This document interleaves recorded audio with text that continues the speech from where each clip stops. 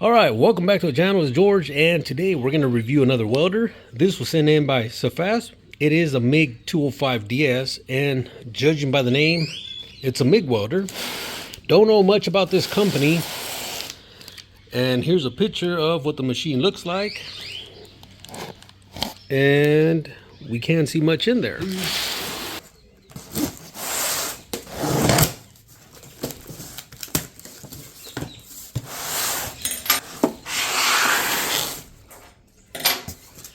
All right, so let's go ahead and pull this out here.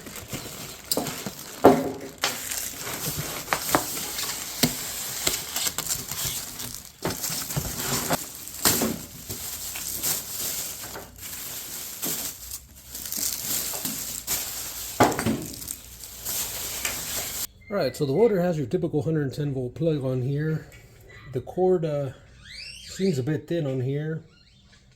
14 gauge, 3 conductor. You got your earth ground, 25 millimeter. You got your stinger here.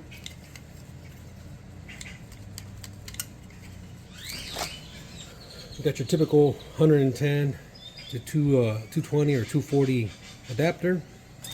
All right, so here's some of the tools. You got a wrench. You got one tip.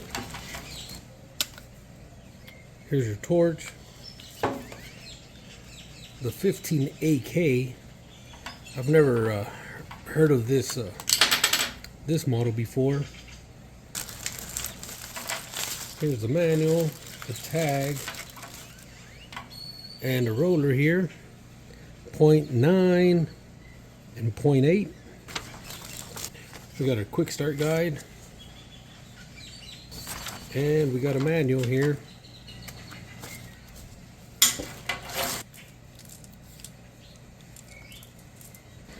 Alright, so we're going to pour on the Sefaspe Mig205DS. It's an IGBT based machine or inverter welder. And we're going to click the mode button here to show exactly what options we have. We have MMA, lift TIG, Mig and Mag, Mig and Mix, Flux, and Spool gun. Now there's only one button on here and 2 knobs, one for your voltage and your amperage or your inches per minute. So one of these buttons has to be either a short or short and long press. So I'm going to press this down about 4 or 5 seconds, and there you go. You got the VRD option there for stick welding or MMA.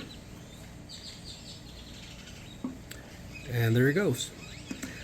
So now we're going to look at MIG.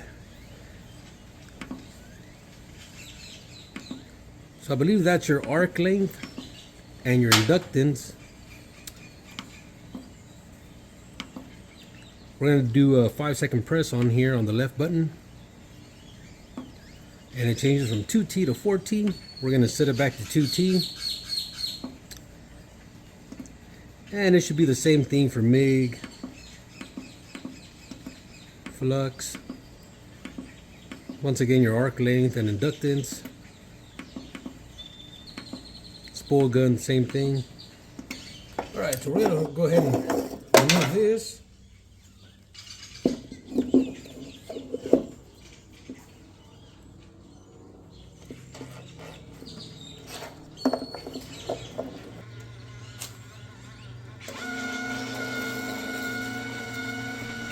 MIG mode, mix, and we're going to try about 250 inches per minute on some 1/8 plate.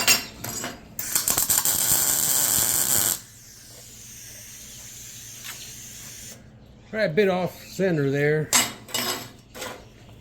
And just to be fair, we'll clamp the ground directly to the material here.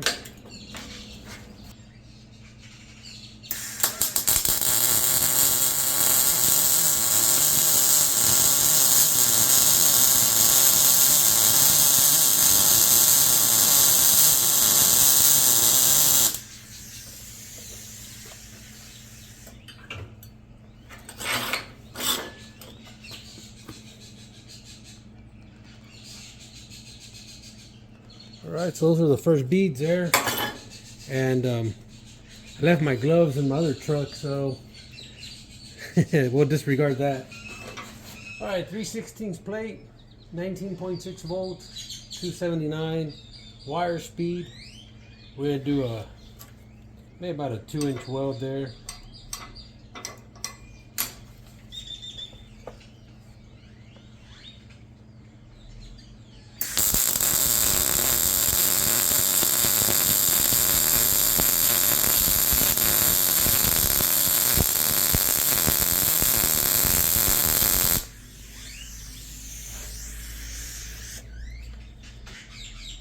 And I guess now I'll do a little back and forward motion there.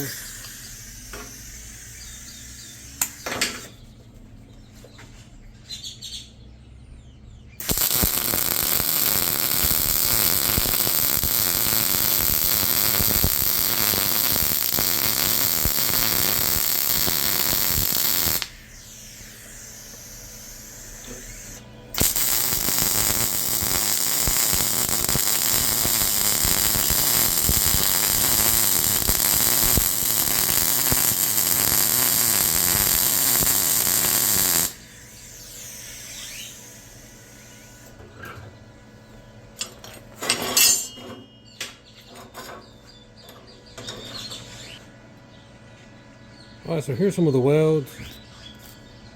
I don't know why it looks so dirty there.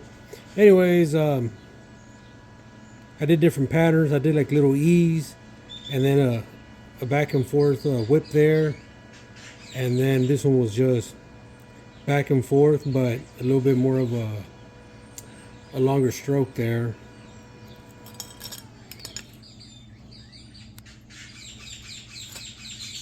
You can see the penetration here on the back.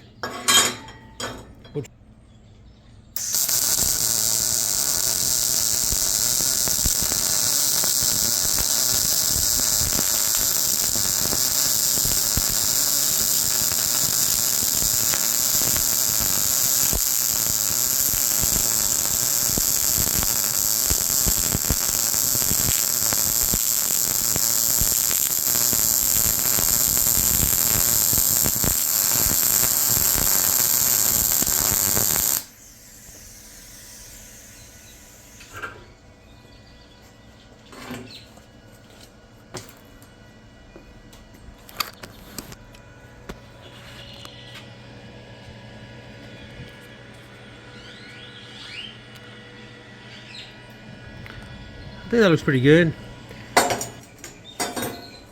Alright guys, so I'm gonna go ahead and run a bead of 7018 on here.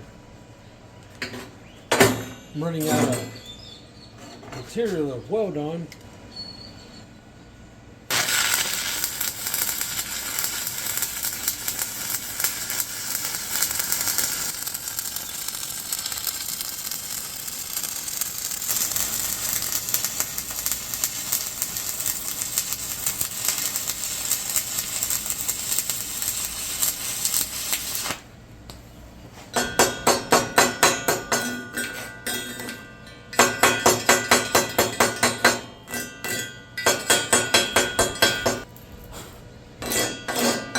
So that's one electrode, 1/8, 7018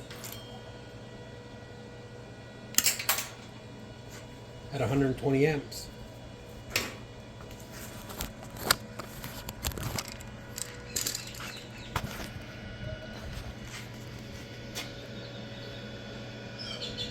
Alright, so we're going to see how long the leads are.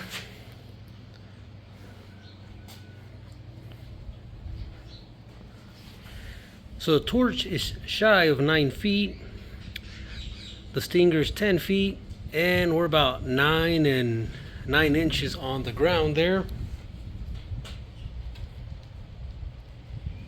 Alright, so it's time to review the Mig205DS. Alright, so we're going to talk about the pros and cons on the Mig205DS. And it is a very nice machine. The first one I have in yellow, so I'm pretty excited.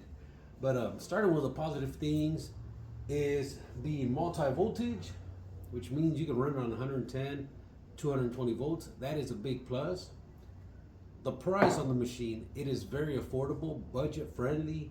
There's a lot of coupon codes on Amazon right now, so check them out. Being a multi-function welder, which means you can run MMA, TIG, Mig, flux core, spool gun. You do need additional accessories like a spool gun or a TIG torch, but those can be bought separately.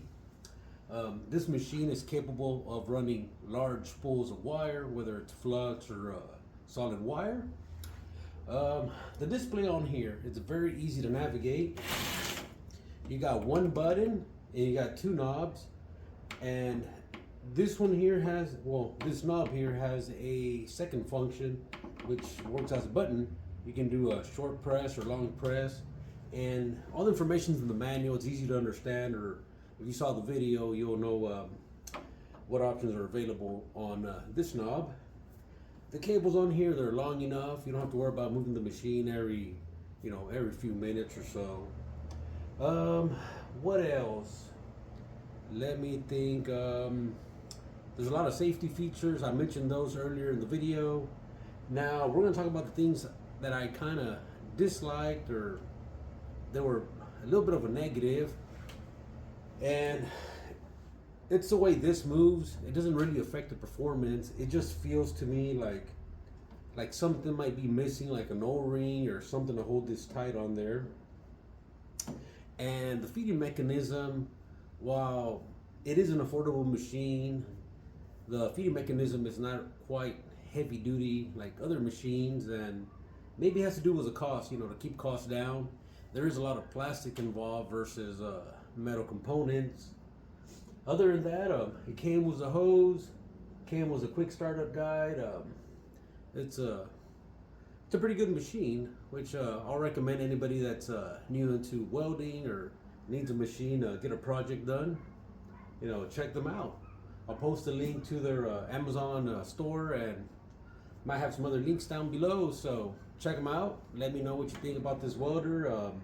Other than that, subscribe. Alright, so see you in the next video. Bye bye.